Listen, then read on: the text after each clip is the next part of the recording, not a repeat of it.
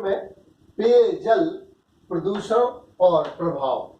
जीवंत जगत की आत्मा जल है। जल के प्रदूषित होते ही समस्त प्राण रुग्ण हो जाएंगे। यह प्रकृति का परम उपहार है और पारिस्थितिक तंत्र का आधार है। जलीय चक्र के कारण ही इस पृथ्वी पर जीवन है और यह नीला ग्रह जलाधिक्य के कारण कहलाता है। यहाँ 97% जल समुद्रों में पाया जाता है। 2.08% जल ध्रुवों के रूप में है और 0.0008% जल वाष्प के रूप में पाया जाता है। ये तीनों ही जल पेयजल नहीं है। पेयजल का अधिकांश भाग भूमिगत जल पाया जाता है जो 80% भूमिगत से होता है। सतही तो मात्र 0.6% है। ये 80% जल का 70% कृषि उपयोग में आ जाता है और 30% उद्योगों और मानवीय उपयोग में आता है। जल के प्रदूषित होते ही समस्त प्राण संकट में आ जाते हैं। तो सबसे पहले समझें कि जल प्रदूषण क्या है। जल प्रदूषण से आशय है जल के भौतिक, रासायनिक और जैविक गुण इतने ह्रास को प्राप्त हो जाए जो मानवीय स्वास्थ्य के लिए संकट उत्पन्न करे, संपत्ति को नुकसान पहुंचाए, कार्य क्षमता को घटाए। ऐसे जल को प्रदूषित जल कहा जाता है। या जल मूल अवस्था में, अपनी प्राकृतिक अवस्था में रंगहीन, गंधहीन, स्वादहीन होता है। यह पारदर्शी होता है। पीएच वैल्यू इसकी सामान्य होती है। जब इससे चीजें अधिक हो अथवा इससे कम हो तो जल प्रदूषित अवस्था में आता है। यह 3 तरह से हो सकता है। भौतिक प्रदूषण, जैसे वर्षा ऋतु में प्रदूषण होता है, हम देखते हैं नदी, तालाब, पोखरों आदि में। लेकिन ये जो प्राकृतिक रूप से प्रदूषित होता है यह कृषि क्षेत्रों में देखने को मिलता है और स्वयं शुद्धिकरण क्षमता के अंतर्गत वर्षा ऋतु के बाद ये स्वयं शुद्ध हो जाता है। दूसरा जल जो होता है वो रासायनिक प्रदूषण। जब डिजॉल्व ऑक्सीजन, शुद्ध पानी में डिजॉल्व ऑक्सीजन 6 मिलीग्राम प्रति लीटर होती है, लेकिन अगर इससे कम है तो वह पानी प्रदूषित है। बायोलॉजिकल ऑक्सीजन डिमांड जो होती है वो 20 मिलीग्राम प्रति लीटर होती है, लेकिन इससे अधिक अगर मांग हो रही है तो जल प्रदूषित ही कहलाता है। जैविक, जब संदूषण बहुत बढ़ जाता है नगरीय क्षेत्रों में, औद्योगिक क्षेत्रों में, तो यह प्रदूषित जल है। अभी कर्नाटक के बेंगलोर जिले में के रायचूर स्थान में अभी हर संदूषित जल पीने वाले को आज के ही अखबार में 5-5 लाख रुपया गवर्नमेंट सरकार ने दिया है, शासन ने दिया है। ये प्रदूषण की वजह से। इसका कारण क्या है? ये पहला कारण है प्राकृतिक, जब वर्षा ऋतु में चीजें सड़ती हैं, गलती हैं अपने आप चीजें, ये प्राकृतिक। दूसरा मानवीय, जब इसमें डिटर्जेंट इतनी बड़ी मात्रा में मिल जाते हैं तो यह प्रदूषित हो जाता है। वहित मल मिल जाता है तो यह संदूषित हो जाता है। कृषि अपजल जब इसमें मिलता है तो यह हो जाता है। ईंधनों के जलने से, रेडियोधर्मी पदार्थ से और जलों के शोधन करने से भी जल प्रदूषित होता है। इसका प्रभाव, सबसे पहले इसका प्रभाव वनस्पतियों पर पड़ता है, फसलों पर पड़ता है, क्योंकि प्रदूषित जल के कारण जल और वनस्पति का बड़ा निकट का संबंध है। जल अगर खराब मिलता है तो रोगग्रस्त फसलें हो जाती हैं, वनस्पति कम हो जाती है। दूसरा प्रभाव पड़ता है परितंत्र पर या पारिस्थितिक तंत्र पर। कभी वर्षा ज्यादा होती है, कभी तापमान बहुत कम होता है, कभी तापमान बहुत ज्यादा होता है, कभी वर्षा ज्यादा होती है। इस असंतुलन के कारण पूरा पारिस्थितिक तंत्र हिल जाता है, क्योंकि जल पारिस्थितिक तंत्र में जैविक कार्य के रूप में अपना कार्य संपादित करता है। इसका संसाधनों पर भी प्रभाव पड़ता है कि संसाधन घट जाते हैं, उनकी मात्रा घट जाती है, उनकी गुणधर्मिता घट जाती है, उनके गुणों में अवनयन हो जाता है। अभी दिल्ली में आया कि कंक्रीट के जंगलों को कम किया जाए या कंक्रीट न बिछाई जाए सड़कों पे, और ट्यूबवेल इतने गहरे होते चले जा रहे हैं, उनसे पानी के लेने काफी कठिन हो जाता है। जहां इंदौर में 1700 फीट गहरा पानी हो गया, बेंगलोर में 1000 फीट गहरा हो गया। ये खनिज जल जब आता है तो इसके प्रभाव मानवीय स्वास्थ्य पर पड़ने लगते हैं। संसाधनों पर फिर है शुद्ध पेयजल के मानक क्या है। शुद्ध पेयजल में कीटाणुनाशक शून्य शून्य बिल्कुल जीरो होना चाहिए। जो पारा है ये जहरीले तत्व हैं, कीटाणुनाशक पारा या HG ये 0.001 मिलीग्राम प्रति लीटर से अधिक होने पर पानी प्रदूषित हो जाता है। इसी तरह से फिनॉल 0.001 मिलीग्राम प्रति लीटर से भी ज्यादा होने पर प्रदूषित हो जाता है। ये कैडमियम 0.01 मिलीग्राम प्रति लीटर से अधिक होने पर यह प्रदूषित हो जाता है। सिलिका 0.01 मिलीग्राम प्रति लीटर से अधिक होने पर, डिटर्जेंट्स 0.2। अभी हम देखते हैं जमुना नदी या बेंगलोर में बहुत से ऐसे स्थान हैं जहाँ फैन ही फैन दिखाई देता है। डिटर्जेंट्स इतना ज्यादा घुल रहा है, इतना न पहले की पीढ़ियों में कभी घुला है, न आने वाली पीढ़ियों पर शायद घुलेगा। तो पॉलीन्यूक्लियर भी 0.02 होने पर ही।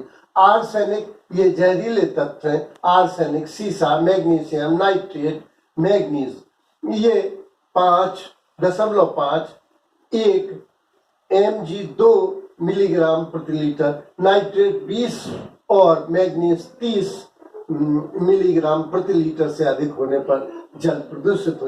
उसी तरह से क्लोराइड्स जो होते हैं वो 200 से 600 तक ही मान्य है। सल्फेट भी 200 मिलीग्राम प्रति लीटर से अधिक होने पर। कॉलीफॉर्म बैक्टीरिया 500 होना चाहिए, पर भोपाल की झील में 18,000 प्रति लीटर पाए जाते हैं। घुलित खनिज 500 से ज्यादा नहीं होना चाहिए। भारी खनिज जो आर्सेनिक है और लोहा है ये थोड़े मात्रा में भी संख्या विष से ग्रसित हो जाती है, संचयी विष है। उसी तरह से आयरन 12 मिलीग्राम प्रति लीटर से ज्यादा होने पर पानी लौह तत्व से के संक्रमण में ग्रसित हो जाता है। इन मानवीय स्वास्थ्य पर इसका क्या प्रभाव पड़ता है? अगर हम देखें कैल्शियम कार्बोनेट ये 300 से 600 तक ही मान्य है। अगर इससे कम होता है, अगर कैल्शियम कम होता है तो सूखा रोग हो जाता है, दंत क्षय हो जाती है, हड्डी टूटना। ये पुराने भोपाल में ये प्रॉब्लम थी। जब ये सामान्य मात्रा में होता है तो तंत्र को पुष्ट करता है, हृदय को पुष्ट करता है और दांतों को चमकदार बनाता है। कैल्शियम ज्यादा होने पर दांत टेढ़े मेढ़े हो जाते हैं, हड्डी बढ़ना शुरू हो जाती है। इस तरह से हड्डी रोग का जन्म होता है। ये पश्चिमी राजस्थान के बीकानेर, जैसलमेर, बाड़मेर, मध्य प्रदेश के राजगढ़ जिले में यह समस्या है। उसी तरह से दूसरा आयरन 12 मिलीग्राम से बराबर अगर होता है तो ये रक्त निर्माण में मदद करता है और स्वास्थ्य प्रदान करता है। लेकिन यदि 12 ग्राम प्रति लीटर से कम हुआ तो ये एनीमिया, हीमोग्लोबिन को कम कर देता है और रक्त अल्पता से आदमी ग्रसित हो जाते हैं। उसी तरह से अगर यह अधिक हो जाता है तो ये एक विशेष तरह का स्वाद बन जाता है और गुर्दे में पर्थी पड़ने लगती है। ये अधिक से असम प्रांत ग्रसित है।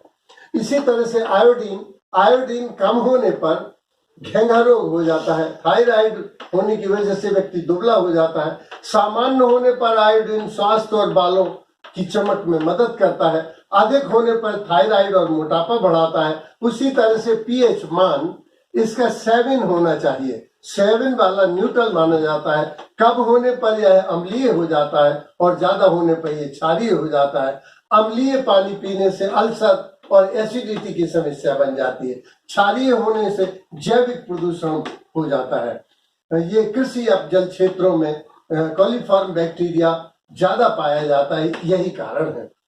इसका अधिकांश जो है आयोडीन की कमी वाला उत्तराखंड प्रदेश है, मध्य प्रदेश में बालाघाट है और उत्तर प्रदेश भी इसके अंतर्गत आता है। जो अम्लीय पानी है ये जहां वर्षा कम हो जाती है वहां अम्लीयता बढ़ जाती है खनिज तत्वों का। फिर है पेयजल में सामान्य मात्रा से अधिक होने पर क्या स्थिति होती है। सिलिका को 0.001 से 0.05 तक ही मान्य है। इससे अधिक होने पर बाल झड़ने लगते हैं, त्वचा रोग होने लगते हैं, मस्तिष्क रोग हो जाती है और तंत्र प्रभावित होता है। इस तरह से ये मस्तिष्क और बालों को कम कर देता है। इसी तरह से पारा Hg 0.001 मिलीग्राम से पर लीटर कम होने से मस्तिष्क रोग और तंत्र को बढ़ाता है। अल्सर और यकृत और कैंसर को ये क्रिएट करता है। इसी तरह से आर्सेनिक संख्या ये आहार तंत्र को क्षतिग्रस्त करता है। आर्सेनिक से असम प्रांत ग्रसित है।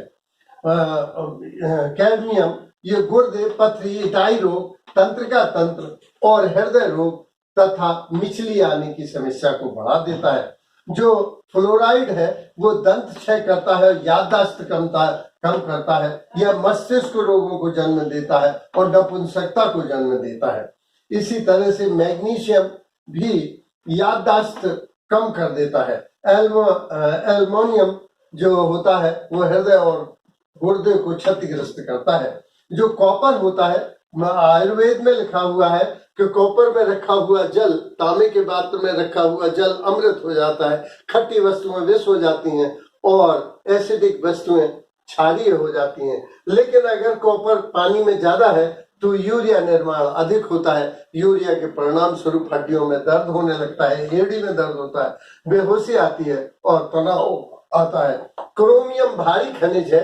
क्रोमियम की अधिकता से पैरों में छाले आ जाते हैं और त्वचा रोग बढ़ जाता है। नाइट्रेट की अधिकता से न्यू बेबी रोग हो जाता है। इस तरह से अगर हम देखें भारतवर्ष में तो ये वो इलाका है, राजस्थान है ना, राजस्थान और गुजरात वाला इलाका, जहां कैल्शियम कार्बोनेट, नाइट्रेट और सल्फर बड़ी मात्रा में पाया जाता है, सल्फेट बड़ी मात्रा में पाया जाता है।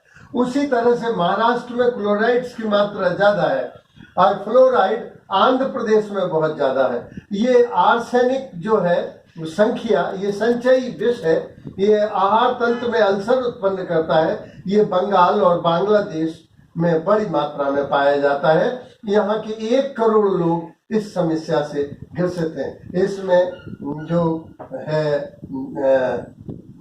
दिनाजपुर जिला इससे ग्रसित है। आर्सेनिक समस्या जो अधिक लौह तत्व की समस्या से ग्रसित है वो आसाम प्रांत है। आयोडीन की कमी उत्तर प्रदेश और उत्तराखंड में बहुत पाई जाती है। भारी खनिज छत्तीसगढ़, मध्य प्रदेश और झारखंड में इनके घुलित अंश ज्यादा है। परिणाम स्वरूप स्वास्थ्य संबंधी समस्याएं इन जिलों में है। जो प्रभावित प्रांत हैं वे बंगाल, राजस्थान, झारखंड, छत्तीसगढ़, मध्य प्रदेश, आंध्र प्रदेश। मध्य प्रदेश का सीहोर जिला नाइट्रेट से ग्रसित है।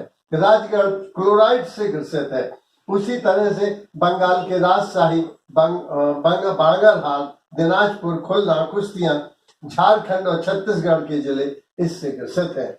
इस तरह से जल में घुलित खनिजों का प्रभाव बहुत अधिक मानवीय स्वास्थ्य पर पड़ता है। धन्यवाद।